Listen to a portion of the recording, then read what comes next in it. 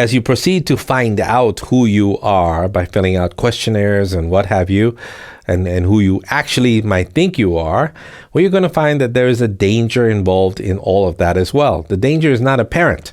So this is a mistake that a lot of parents make with their children. They equate their children's behavior with their personality, with the things that happen around them, with who they are.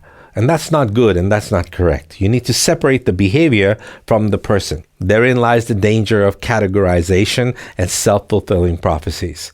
Once we begin this habit of pigeonholing other people, including ourselves, then we lose track of the real essential us, who we can really become. Sometimes, without awareness, our automatic unconscious behaviors position us to react rather than respond to current choice points. And as a result, we end up repeating history and old behaviors. We expect by merely recycling old patterns that we can recreate our present. But that doesn't happen. We are the one species that is able to form a judgment about what is best for us to do and then proceed to do the opposite. Teach yourself to pause at the crossroads and tap into that inner resource that's within you. All of the answers are within you from the very beginning. They've always been within you. See, individuals tend to create the conditions that actually enable them to stay within their comfort zones. And these comfort zones tend to limit growth. So breaking through resistance actually enables you to grow. The if-then strategy, the if-this-then-that strategy places conditions between us and our goals. And these conditions actually distance us from these goals.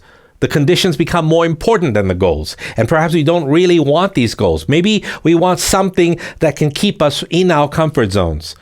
We should be saying, I choose not to remember that because it's not important to me at this time.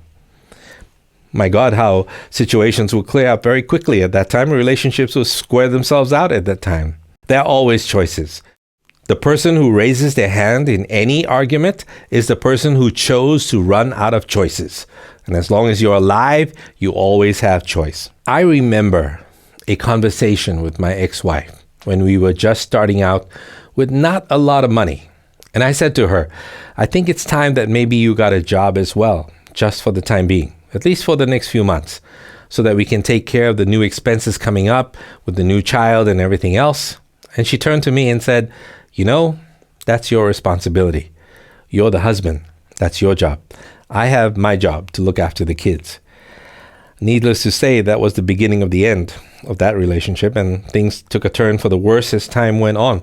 In effect, we become obstacles in other people's paths because we simply become unaccountable and refuse to change.